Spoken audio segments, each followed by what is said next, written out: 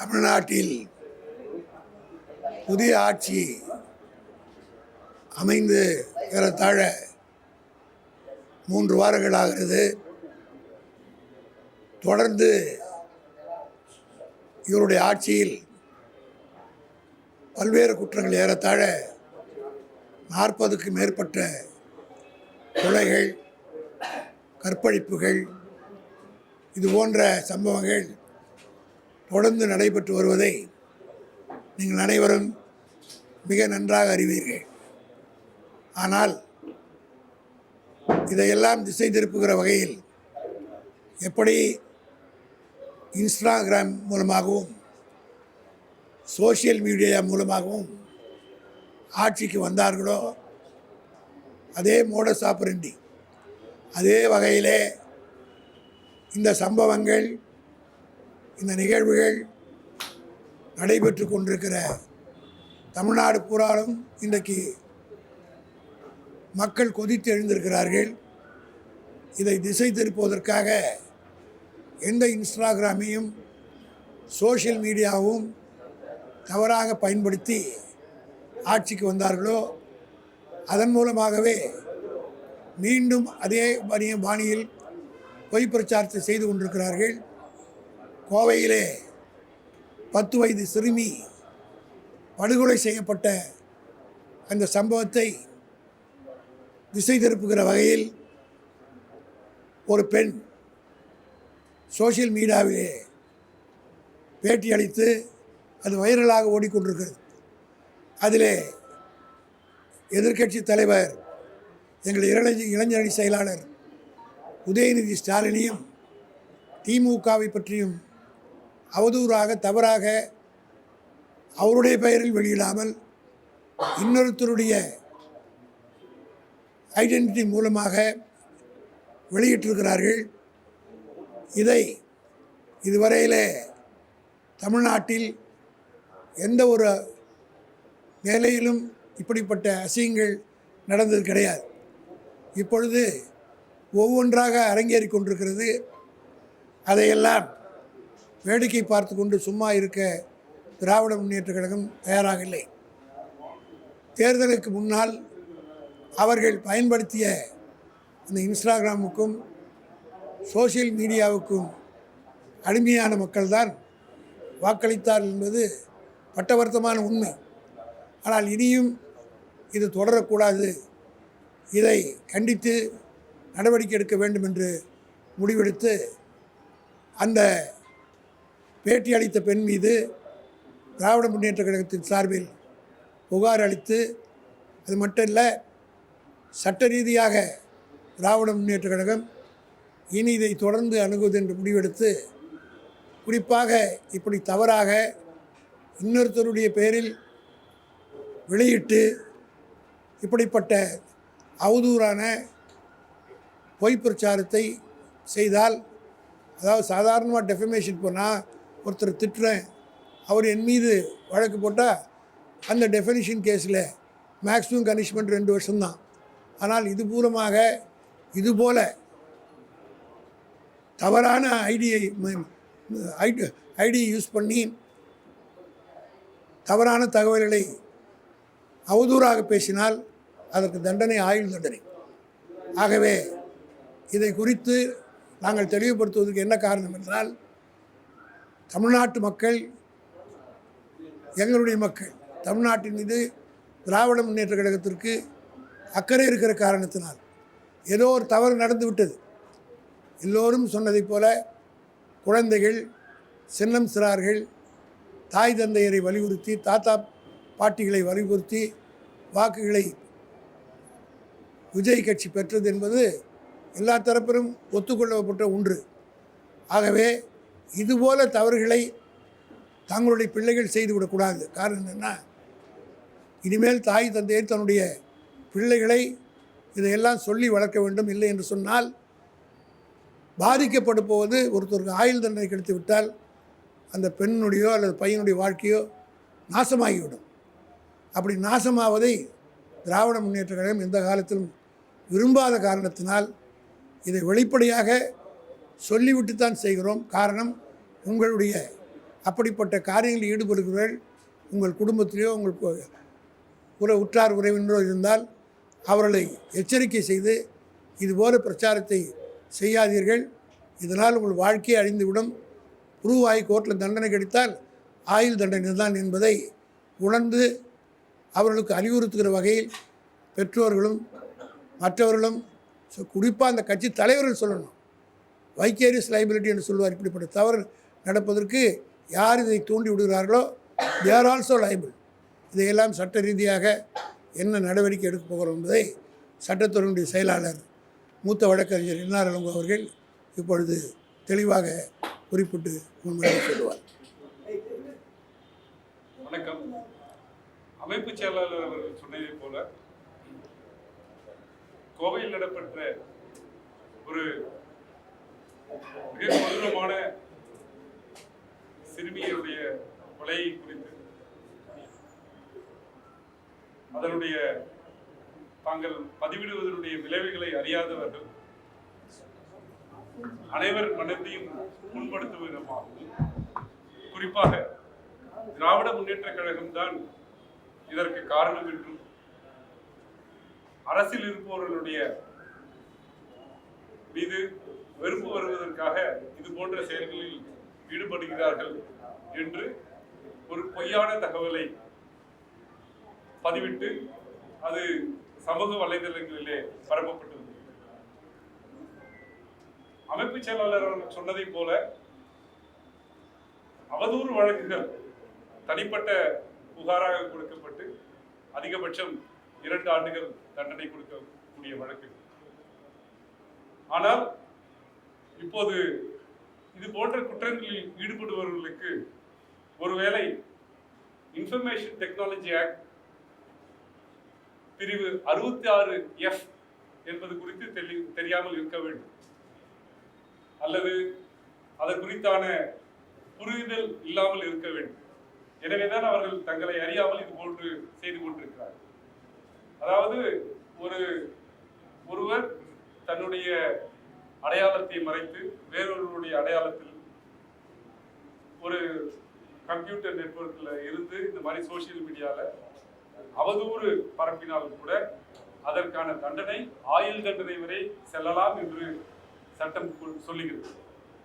எங்களுக்கு அடுத்தவர்களை தண்டிக்க வேண்டும் என்பது நோக்கம் அல்ல. ஆனால் இது இப்படியே விட்டு சென்றால் இதற்கு ஒரு எல்லை இல்லாமல் போகும், அவதூறுகளுக்கு ஒரு தடை இல்லாமல் போகும் என்பதனால் கழகத் தலைவர்களுடைய வழிகாட்டுதலின் பேரில் இன்றைக்கு குறிப்பாக இந்த நிகழ்வு குறித்து டிஜிபியிடமும் கமிஷனர் ஆஃப் போலீஸ் சென்னையிடமும் 2 தனித்தனி புகார்கள் கொடுக்கப்பட்டிருக்கின்றன. அதில் அவர்கள் எந்தெந்த சட்ட விதிகளை மீறியிருக்கிறார்கள் என்பதை குறித்து விரிவாக தெரிவித்திருக்கிறது. அது மட்டுமல்லாமல் அமைப்பு செயலாளர் மூலமாக ஒன்றிய அரசின் இன்ஃபர்மேஷன் டெக்னாலஜி ஆக்டில் உள்ள கிரிவென்ஸ் கமிட்டிக்கு நாங்கள் இமெயில் மூலமாக புகார் அளித்துள்ளோம். எக்ஸ் தளத்திற்கும் மெட்டா தளத்தில் உள்ள வாட்ஸ்அப், ஃபேஸ்புக், இன்ஸ்டாகிராம் ஆகிய நிறுவனங்களுடைய கிரிவென்ஸ் ஆஃபீஸர்ஸ்க்கும் நாங்கள் இது குறித்து புகார்கள் அளித்திருக்கிறோம். இன்டர்மீடியேட்டரி ரூல்ஸ் அதன்படி அந்த சமூக வலைத்தளங்கள் அவருடைய கிரிவென்ஸ் ஆஃபீஸர்ஸ் இதில் தலையிட்டு அது போன்று வரக்கூடிய செய்திகளை உடனுக்குடன் நீக்கிவிடவும் அந்த சமூக வலைத்தள கணக்குகளை நீக்கிவிடவும் புகார் அளித்திருக்கிறோம். எங்களுடைய ஒரே வேண்டுகோள் என்னவென்றால், நாங்கள் சமூக வலைத்தளத்திலே குழந்தைகளை வைத்து அரசியல் பேசுவது, அதை பெற்றோர்களே படம் பிடித்து சமூக வலைத்தளத்தில் பரப்புவது ஜுவனைல் ஜஸ்டிஸ் ஆக்டுக்கு எதிரானதா மற்றும் இது போன்ற போலியான செய்திகளை குறிப்பாக இந்த சமூக வலைதளத்தில் பார்த்துருந்தீங்கன்னா உங்களுக்கு தெரியும், அதுல மார்பிங் பண்ணி வீடியோ போடுறாங்க. அது மிகப்பெரிய குற்றமாக இன்ஃபர்மேஷன் டெக்னாலஜி ஆக்டில் பார்க்கப்படுகிறது. நாங்கள் புகார் அளித்திருக்கிறோம். நடவடிக்கை எடுக்கப்படவில்லை என்றால் உரிய நீதிமன்றத்தை நாடுவோம். தேவை என்றால் எங்கெங்கு தேவையோ அத்தனை இடத்திலையும் தனி புகார்கள் அளிப்போம். நாங்கள் புகார் அளித்தால் அதனுடைய லாஜிக்கல் என்று போகாம அந்த புகாரை விடமாட்டோம். எனவே இனிமேல் தவறாக பொய்யான செய்திகளை பரப்புபவர்களுக்கு இது முதலாவதாக நாங்கள் கொடுக்கக்கூடிய வேண்டுகோளாக ஏற்றுக்கொள்ள வேண்டும். எச்சரிக்கை. தயவு செய்து அரசியல் ரீதியாக எந்த கருத்தையும் பதிவிடுங்கள். நாங்கள் அதற்கு பதிலளிக்க தயாராக இருக்கிறோம், கடமைப்பட்டிருக்கிறோம். பொய்யான செய்திகளை, அவதூறான செய்திகளை, எந்த அடிப்படை ஆதாரமும் இல்லாத செய்திகளை இது போன்று பரப்பிட வேண்டாம், மக்களை திசை திருப்பட வேண்டாம் என்று கேட்டுக்கொள்கிறோம்.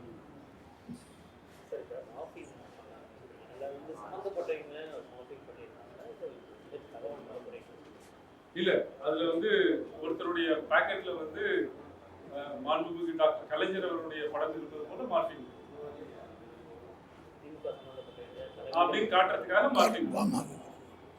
சார், அப்போ இந்த அரசுக்கு எதிராக ஒரு விமர்சனங்கள் எப்படி முடக்குறாங்கன்னா, சைபர் கிரைம் மூலமா ட்வீட் அக்னாலஜ்மென்ட் எக்ஸாம்பிள் யூஸ் பண்ணி 27 இந்த வீடியோவை இந்தியாவில் முடக்குனாங்க. இதை தாண்டி பல்வேறு நபர்களோட ஐடியை பேன் பண்ணி ரிப்போர்ட் அடிக்கிறாங்க. இது 2 நிறுவனங்கள் பேர் பின்னாடி சொல்றாங்க. ஒன்று வாய்ஸ் ஆஃப் காமெண்ட்ஸ், 2வது ரூட். இதை எப்படி தடுக்கிறது? அதாவது நாங்க தவறு இழைப்பவர்களுக்கு எதிராக புகார் கொடுப்போம் என்று சொன்ன அதே வேளையில் உண்மையை சொல்லக்கூடிய அல்லது இந்த அரசுக்கு எதிரான உண்மைகளை வெளிக்கொணரக்கூடிய யாருக்கும் சட்ட ரீதியாக அனைத்து உதவிகளையும் செய்ய வேண்டும் என்று கழக தலைவர் அவர்கள் சொல்லியிருக்கிறார்கள். அப்படி கணக்குகள் முடக்கப்படுமானால், சட்டத்திற்கு விரோதமாக கணக்குகள் முடக்கப்படும் என்றார், அல்லது பொய் புகார்கள் கொடுத்து காவல்துறையினரால் தேவையில்லாத நடவடிக்கைகள் எடுக்கப்பட்டால் அதற்கும் திராவிட முன்னேற்ற கழகத்தினுடைய வழக்கறிஞர் அணி உதவி என்று தலைவர் அவர்கள் கூறியிருக்கிறார்கள். அவர்களுக்கும் நாங்கள் பாதுகாப்பாக இருக்கிறோம். ஆக மட்டும் எழுத்துரிமை, பேச்சுரிமை பாதுகாக்க என்றும் திராவிட முன்னேற்ற கழகம் போராடி இருக்கிறது. அதே வகையில் யாருடைய உரிமைகள் பாதிக்கப்பட்டாலும் அதை பாதுகாக்கிற ஒரு கேடயமாக திமுக இருக்கும்.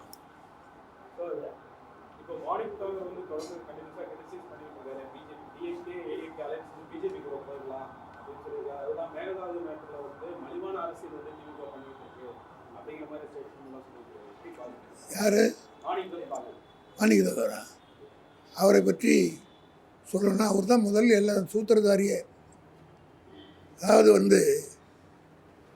ஒரு எலெக்ஷனில் நின்று ஜெயிச்சு வெற்றி பெற்று பழமொழி சொல்லுவாங்க, கல்லறை காய்வதற்குள் கள்ளக்காதல். ஆக ரிசல்ட் வர்றது முடிவு கூட இல்லை. அதுக்குள்ளாகவே தவேகாவுக்கு போய் சேர்ந்தவர்கள் காங்கிரஸ் கட்சிக்கு இருந்து, மற்ற கட்சிகள் கூட மற்ற தலைவர்கள் எல்லாம் எங்கள் தலைவரை பார்த்து விட்டு தேர்தலில் வெற்றி பெற்றதற்கு நன்றி சொல்லிவிட்டு போனார்கள். ஆனால் காங்கிரஸ்காரங்க நன்றி கூட சொல்ல வேண்டிய அவசியம் இல்லை. முதல்ல ரிசல்ட் வந்தோடனே நேராக போய் தாவிகாவுக்கு ஆதரவு கொடுக்குறேன்னு சொன்னாங்க. காரணம், அவங்களுக்கு 59 வருஷமாக ஆட்சியில் மந்திரி பதவி தமிழ்நாட்டில் கிடைக்கல அவங்களுக்கு. அதெல்லாம் ஒரு பழமொழி சொல்கிறாங்க. அந்த வகையில் அவர் காணாததை கண்டால் கண்டதே சொர்க்கம்னு சொல்லுவார். அதுபோல் காணாத ஒன்று ஆட்சிக்கு 2 மந்திரி பதவி கிடைக்கிறது ஒன்று, காணாத ஒன்றை கண்டுவிட்ட உடனே ஓடி போய் அங்கே சேர்ந்துட்டாங்க. அதை மூடி மறைப்பதற்கு எங்கள் மீது இப்படி பழித்து போடுகிறார்கள். எந்த காலத்திலும் சரி, எங்கள் தலைவர் தளபதி தெளிவாக சொல்லியிருக்காரு, இந்த ஆட்சிக்கு நாங்கள் எந்த விதமான இடையூறும் தரமாட்டோம். யார் போனாலும் சரி, யார் வந்தாலும் பற்றி அதை பற்றி கவலை இல்லை. ஆனால் காங்கிரஸ் செய்தது மிகப்பெரிய பச்சை துரோகம் என்பதை அந்த கட்சி தொண்டர்களே பாதி பேர் புலம்புகிறார்கள். யாரோ 2 பேர் பதவிக்கு போயிருக்கிறதுக்காக இவ்வளோ பெரிய பாரம்பரியமிக்க காங்கிரஸினுடைய பெருமையை கெடுத்து விட்டார்களே என்று அவர் கட்சிக்குள்ளே பாதி பேர் சொல்கிறாங்க. பல இடங்களில் காங்கிரஸ்காரர்கள் அவரை கூப்பிட்டு கூட போகவில்லை. ஆக மாணிக் தாகூர் தன்னை பெரிய மனிதனாக காட்டிக்கொள்ள வேண்டும் என்பதற்காக இப்படிப்பட்ட அறிக்கைகளை அவர் விட்டு கொண்டிருக்கிறார். அவர் எப்படி வெற்றி பெற்றார்ன்றதை முதல்ல அவர் நினைச்சு பார்க்கணும். விருதுநகருடைய நாடாளுமன்ற உறுப்பினராக எப்படி வந்தார், எவ்வளோ ஓட்டில் ஜெயிச்சார், யாருடைய தயவில் இன்றைக்கு இருக்கிறார் என்பதை புரிந்து. இப்போ கூட இன்றைக்கி காலையில் ஒரு செய்தி, அதிமுக சார்பில் ஜெயிச்ச 3 எம்எல்ஏக்கள் பதவி ராஜினாமா செய்துக்காங்க. அவங்களுக்கு இருக்கிற சொரணையாவது கொஞ்சமாவது நம்முடைய மாணிக் தாகூருக்கு இருந்தால் அவரை ரிசைன் பண்ணி நிற்கட்டும். இப்போ 3-4 தேர்தல் வரப்போகுது, இடைத்தேர்தல். அதுவும் அவரும் அவ்வளோ வீரமாக பேசினா ராஜினாமா பண்ணிவிட்டு நிற்கட்டும்னு தயாராக இருக்கணும். ஆக காங்கிரஸ் கட்சி தனக்கு பதவி கிடைக்கல போனான்னு போட்டோம், அதை பற்றி கவலை கிடையாது. எத்தனையோ மேடு பள்ளங்களை திமுக பார்த்துருக்குது. ஆக இது ஒன்றும் நிரந்தரமான தோல்வி இல்லை. இன்னும் சொல்ல போனால் திமுக தோற்கவில்லை. ஒரு நிலையான ஆட்சியும் ஒன்றும் பெரிய மேண்டேட்டும் இந்த ஆட்சி கொடுத்துடல. இதுவரையிலும் இல்லாத அளவுக்கு ஒரு மைனாரிட்டியோட எங்கள் பக்கம்தான் அதிகமான ஓட்டுகள், எதிர்ப்பு தான் ஓட்டுவது. 34% அவருக்கு ஆதரவு, 66% எங்களுக்கு சாத்திருக்கு. ஆக இதையெல்லாம் புரிந்து கொள்ளாமல் அவசரப்பட்டு பேசக்கூடாது. அவர்தான் முதல்ல இதுக்கு சூத்திரதாரியாக இருந்து கெடுத்தார் இந்த கூட்டணியை. காங்கிரஸுக்கு கல்லறை அடிச்சுட்டு தான் அவங்கெல்லாம் போவாங்க. தேர்தல் காலத்துல வந்து சமூக வலைதளம் பெரும் தாக்கத்தை ஏற்படுத்துச்சு. அது வந்து ஃபேக் நரேட்டிவ். பட் பிஃபோர் நீங்க கவர்மெண்ட்ல இருக்கும்போது ஏன் எந்த ஃபேக் நியூஸ் நடவடிக்கை எடுக்கல? எக்ஸாம்பிள் கரூர் ஆகட்டும், பல்வேறு குற்றச்சாட்டு வந்துச்சு. டெய்லி இன்ஃப்ளூயன்சர்ஸ் மூலமா வாட்ஸ்அப்ல நிறைய ஃபேக் நியூஸ் வந்துச்சு. நீங்க நடவடிக்கை எடுக்கல. அதாவது திமுகவை பொறுத்த மட்டும் தமிழ்நாட்டு மக்களை நாங்கள் நம்பினோம். காரணம் என்னென்னா, இந்த மாதிரி பச்சை பாம்பு எது பச்சை கொடி எதுன்னு புரிஞ்சுப்பாங்கன்னு பார்த்தோம். அதனால் அவங்களுக்கு பச்சை பாம்பு எது பச்சை கொடி எதுன்னு புரிஞ்சிக்காமல் ஓட்டு போட்டாங்க. இப்போ வருதுறாங்க. அது மட்டும் இல்லை, நான் வெளிப்படையாக சொல்கிறேன், நாங்கள் செத்த பாம்பை அடிச்சுக்கிட்டு இருந்தோம். இவரை பற்றி இக்னோர் பண்ணிட்டோம். செத்த பாம்பை அடிச்சு கொண்டு இருந்த நேரத்தில் கருணாக உள்ள போந்துருச்சு. அதான் அதாவது ஆட்சியில் இருக்கும்போது அவர்கள் மீது ஏன் நடவடிக்கை எடுக்கவில்லை என்றால், அந்த நேரத்தில் அது ஆட்சியில் இருக்கும்போது அது பண்ணுறதுங்கிறது ஒரு கருத்துக்களை வெளியிடுவதோடு பேச்சுரிமையை பாதிக்கக்கூடாது அப்படின்ற ஒரு ரெஸ்ட்ரெயின்ட் இருந்தது. இப்போ அந்த ரெஸ்ட்ரெயின்ட் இல்லை. அதனால தான் இந்த நடவடிக்கை. அப்போ இந்த அரசு கருத்து சுருக்க முடக்குதுன்னு சொல்ல வரீங்களா? 100%. நீங்க பொன்ராஜ் அவர்களை 2 இடத்துல பொன்ராஜ் அவர்கள் மீது 2 இடத்துல புகார்கள் அளிக்கப்பட்டு 2 இடத்துல எஃப்ஐஆர் தாக்கல் செய்யப்பட்டிருக்கு.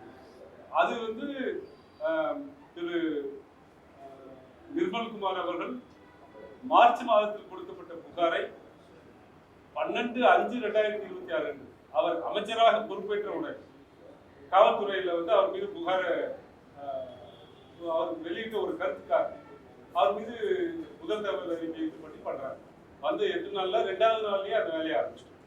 இந்த அரசு நிச்சயமாக கருத்து சுதந்திரத்துக்கு 100% எதிராக நடக்கிறது என்பதில் எந்தவித ஐயப்பாடும் இல்லை. அது வருங்காலங்களில் இது போன்ற நிறைய நிகழ்வுகள் நடக்கும். அப்ப நீங்க தெரிஞ்சுக்கணும். அப்படின்னா இந்த கடந்த 20 நாட்கள் பல்வேறு கொலைகள், வன்முறை நடந்திருக்கு. அது வெளிப்படுத்துற வேலை அந்த கட்சி பொறுப்பாளர்களை அவங்க கைது பண்ணுவோம்னு மிரட்டல் விடுறாங்க. சமூக இடத்துல பார்க்க முடியுது. அப்படி கட்சிக்காரர்கள் ஏதாவது பாதிப்பு ஏற்பட்டால் கழகம் அவங்களுக்கு சப்போர்ட்டா நிற்குமா? 100%. திமுகவினுடைய சட்டத்துறை எதிர்கட்சியாக இருக்கும்போது நாங்கள் போட்ட வழக்குகள்லாம் எல்லாத்தையும் ஜெயிச்சிருக்கிறோம். பல பேரை காப்பாற்றிருக்கிறோம். ஆக எந்த சட்ட ரீதியான பிரச்சனைகள் வந்தாலும் திமுக சட்டத்துறை எந்த காலத்திலும் வாதாடி தான் வந்திருக்கு. ஆக இப்போவும் அதே பணியை என்ஆர் இளங்கோவனுடைய தலைமையில் அதுக்காகவே ஒரு தனி அணியை அமைக்கப்பட்டு முன்பை காட்டிலும் வேகமாக செயல்படுவதற்கு தமிழ்நாடு பூராவிலும் வழக்கறிஞர் தயார் நிலையில் இருந்து கொண்டிருக்கிறது என்பதை எல்லா தரப்புக்கும் தெரிவிச்சுக்கிறோம். ஆமாம், அதுக்கு ஒரு சாங்ஷன் கொடுத்துட்டார்.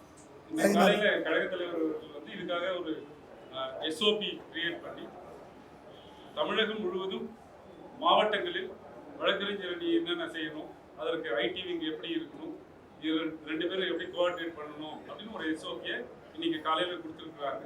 அதன்படி இனிமேல் பொய் வழக்குகளை எதிர்த்து வாதாடுவதிலும் போராடுவதிலும் எங்கள் மீது அவதூறு கிளப்புவர்கள் மீது உரிய நடவடிக்கை எடுக்கவும் வழக்கறிஞர் அணி முழு வீச்சு செயல்படும். திமுக தாவேக்கால இருந்து இணைஞ்ச 3 அதிமுக இருந்து போன 3 எம்எல்ஏ தாவேக்கால இணைஞ்சது. இது எல்லாமே தொடர்ந்து செக்ரட்டேரியட்லயே நடக்குது. ஒரு பார்ட்டி ஆபீஸ்ல தான் இணைப்பு எல்லாமே நடக்கும். எதுவுமே இது ஸ்டைல் ஆஃப் ஃபங்க்ஷனே ஒரு வித்தியாசமாக இருக்குது. அவங்களுக்கு செக்ரட்டேரியட்டுக்கும் பார்ட்டி ஆஃபீஸுக்கும் வித்தியாசம் கிடையாது. அவங்களுக்கு ஒரு பார்ட்டி ஆஃபீஸே இல்லை. என்ன பண்ணுறாங்க, அங்கேயே அதுவே சட்டப்படி தப்பு. அது மட்டும் இல்லை, இப்போ அந்த 3 பேர் மாறி இருக்கிறாங்கன்னா யார் யார் எவ்வளோ பணம் கொடுத்தாங்க, அவங்க மாறினதுக்கு என்ன காரணம், இதான் வெளியே வர்றபோது வாங்கினவங்க மட்டும் அந்த குற்றம் சாட்டப்பட்டு அந்த அவங்க தண்டிக்கப்படுவாங்கன்னு இல்லை, யார் பணம் கொடுத்தாங்களோ அதுக்கு யார் காரணமாக இருந்தாங்களோ அவங்களும் வந்து மாட்டுவாங்க. இது ஏற்கனவே நீதிமன்றங்களால் முடிவெடுக்கப்பட்டிருக்கு. இந்த மாதிரி ஒரு ஆயாராம் காயாராம் என்ற நிகழ்ச்சி தமிழ்நாட்டுக்கே தெரியாது. ஆயாராம் காயாராம்னு எப்படி வந்ததுன்றதுன்னா, ஒரு ஹரியானா சட்டமன்றத்தில் 3 நாளில் 15 முறை ஒரு மெம்பர் கட்சி மாறினார். சட்டசபை நடந்துக்கிட்டு இருக்கும்போதே 3 மணி நேரத்துக்குள்ளே இந்த பக்கம் வந்துட்டு அந்த பக்கம் போனார். அதுக்கு தான் ஆயா ராம், ராம் வந்தார், கயா ராம் போயிட்டார். ஆக அது ஆயா ராம் கயா ராம் என்ற வார்த்தையே அப்படி தான் வந்து. இங்கே தமிழ்நாட்டில் ஆயா கயா 3 வந்தது. போன மாதம் 3ஆம் தேதிக்குள்ளே வந்தது. 23ஆம் தேதி 4ஆம் தேதி முடிவு வந்தாங்க. இன்றைக்கி 24ஆம் தேதி 25 தேதி ஆகுது கயா. ஆக ஆயாராம் கயாராமுக்கு இன்றைய தலைமுறைக்கு தெரியாது. இது நடந்து 60 வருஷம் ஆகுது. இன்றைய தலைமுறைக்கு ஆயாராம் கயாராம்னா இன்னா என்பதையெல்லாம் தெளிவுபடுத்தக்கூடிய வகையில் இந்த ஆட்சி நடந்துக்கிட்டது. இன்னும் பல வேடிக்கைகளை பார்ப்போம். சினிமாவில் காமெடியன்களை பார்த்தோம், ஹீரோக்களை பார்த்து ஏமாந்தவர்கள். இனி தமிழ்நாட்டை காப்பாற்ற எங்களை தவிர வேறு வழி கிடையாது. எப்போதெல்லாம் தமிழுக்கும் தமிழ்நாட்டுக்கும் ஆபத்து வருதோ நாங்கள் தான் தோள் கொடுத்து 77 வருஷமாக காப்பாற்றுறோம், தொடர்ந்து காப்பாற்றுவோம்.